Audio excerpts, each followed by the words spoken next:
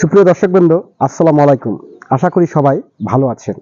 এই মুহূর্তে দেশ ও দেশের বাইরে যেখান থেকে আজকে আমার এই প্রতিবেদনটি দেখছেন তাদের সবাইকে জানাই ক্ষেত খামার চ্যানেলের পক্ষ থেকে আন্তরিক শুভেচ্ছা ও অভিনন্দন।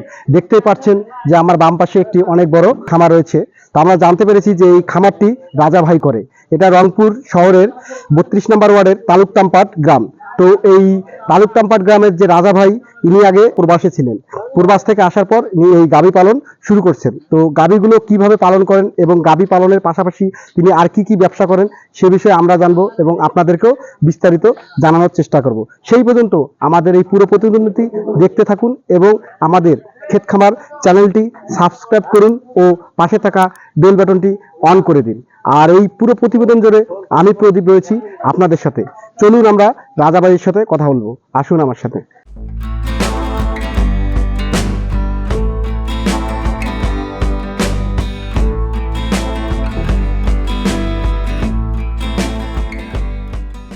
আসসালামু আলাইকুম ভাই।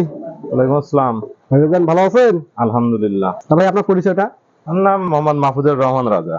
মানে রাজা ভাই। জি। আপনার গাভী খামার দেওয়ার কতদিন হচ্ছে? খামার তো আমার জন্মের আগ থেকে, বিদেশ থেকে আসার পর থেকে 2-2.5 বছর থেকে আমি দেখতেছি। কতগুলো গরু আছে এখানে? এই যা দেখতেছেন, গাই আছে দুইটা দামড়া, ছাগল আছে, টুকটাক মাছের খামার আছে। মাছ চাষও করেন? হ্যাঁ। কি মাছ আছে এখানে? এখানে মাগুর আছে, শিঙ্গি আছে। ছাগল আছে? ছাগল কটা আছে? ছাগল আমার আছে এখন 7-8টা আছে।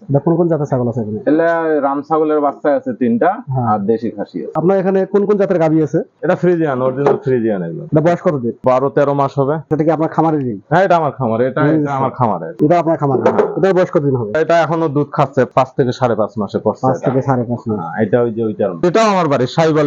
এটাও আপনার বাড়ি? হ্যাঁ, এটা কিন্তু সাইবাল, মানে এই যে পিওর হয়, কারণ এটা কিন্তু নিজস্ব একদম গাই থেকে এটা হইছে। নিজস্ব গাই থেকে। এর মা আছে কি এখানে? না, এর মা মারা গেছে। এটা বয়স তো 2-3 বছর হয়েছে। তাহলে এর মা আরো কতদিন আগের? অনেকদিন আগে। তখন আমি ছিলাম না। পরেরটা কোন জাতের? এটাও ফ্রিজিয়ান। এটা এখনো দামড়ি, এটা এখনো ছোট আছে। দামড়ি এটা না? হ্যাঁ। এরকম দেখা যাচ্ছে কেন মাঝে মাঝে? এটা প্রচুর লাম্পি হয়েছিল। এর যে কানগুলো দেখেন, সব কান ফুটাইছে, মানে ইনজেকশন দেওয়ার মতো কোনো জায়গা ছিল না। এখন কি অবস্থা? আল্লাহর রহমতে ভালো আছে। আমার ওইটার একটা সাইবাল বড় বাছুর মারা গেছে ওই লাম্পিতে। আপনার এই পরেরটা এটা কোন জাতের? এটা ওই সাইবাল ফ্রিজিয়ান ক্রস আছে। এটা কেনা। গরুগুলো দেখাশোনা কি করে? আমি করি, আমার আব্বু করে, আমার এক জ্যাঠো আছে, আমাদের ঘাসের বাগান আছে। এই খামারে সকাল থেকে সন্ধ্যা পর্যন্ত কি কাজ থাকে? সকালে আসি, গোবর পরিষ্কার ক্লিন করে দেই, তারপরে খাবার দেই, খাবারের পরে ঘাস কাটি আনি, কল কাটি, সেগুলো জবা করে দেই, তারপরে একটু রেস্টে থাকে। 12টা-1টার দিকে গোসল করাই, গোসল করে আবার একটু ঘাস দেই, দিয়ে ফুল রেস্ট। এই 4টার দিকে এখন খাওয়াবো। খাবার শেষ করে পরিষ্কার করে পল দিয়ে দেবো, একদম ক্লোজ এদের। তারপর দোয়াল আসবে, গাইছে খাবে। মানে দুধ হচ্ছে? হ্যাঁ, দুধ একটার আপাতত হচ্ছে। কত লিটার দুধ হচ্ছে? না, 12-13 লিটার। 12-13 লিটার। এটা কি ফার্স্ট টাইম? না, এটা বয়স হয়েছে না, এর আগেও এরকমই দিতেছে ও। 12-13 ওর একটা 12টা বছর নষ্ট হয়েছে।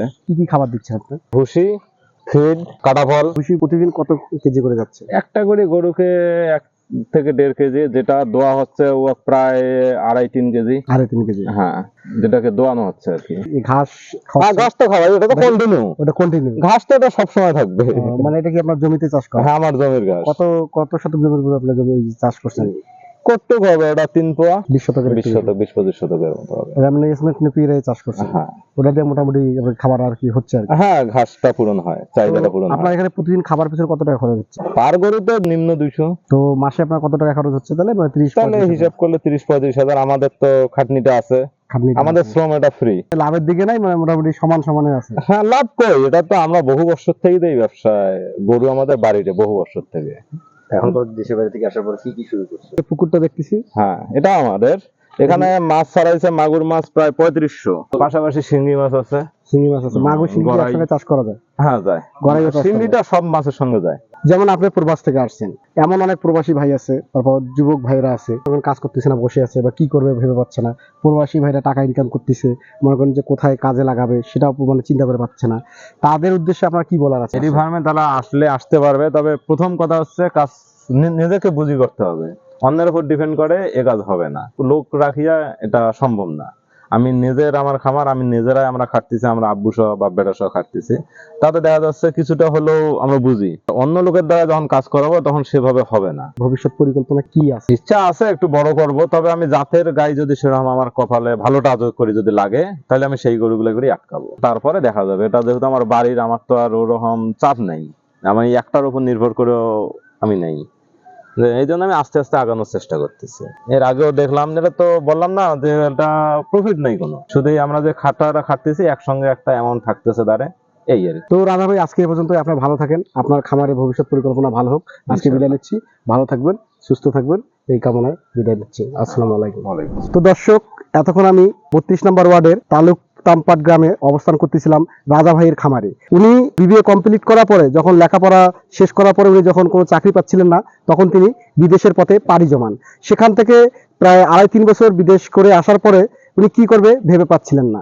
তখন তিনি শুরু করলেন ধানের ব্যবসা, এবং তার পাশাপাশি মাছ চাষ এবং ছাগল পালন ও গরু খামার শুরু করেছেন। এতদিন থেকে যে গরু পালন করে আসতেছিলেন, সেই গরু পালন করতে যেয়েও তিনি বিরাট একটা ধাক্কা খেয়েছিলেন। তার খামারে লাম্পি স্কিন ডিজিজ রোগ দেখা দিয়েছিল। সেই স্কিন ডিজিজের মোকাবেলা করতে গিয়ে একটা কথা আপনাদের উদ্দেশ্যে বলতে যাচ্ছে, সেটা হলো যে গাভী পালন করলে বা গরু পালন করলে অবশ্যই নিজেকে পরিশ্রম করতে হবে, এবং খাবারের যে উদ্যোগতিটা, সেটা সরকারের কাছে উনি আবেদন করেছে যে খাবারের দামটা যেন একটু নিম্ন গতির মধ্যে থাকে, এবং ছোট ছোট খামারি এবং মধ্যবিত্ত খামারি যারা আছে তাদের হাতের নাগালে থাকে, তাহলে অবশ্যই লাভ করতে পারবে। তো দর্শক, আজকে এ পর্যন্তই। আপনারা ভালো থাকবেন।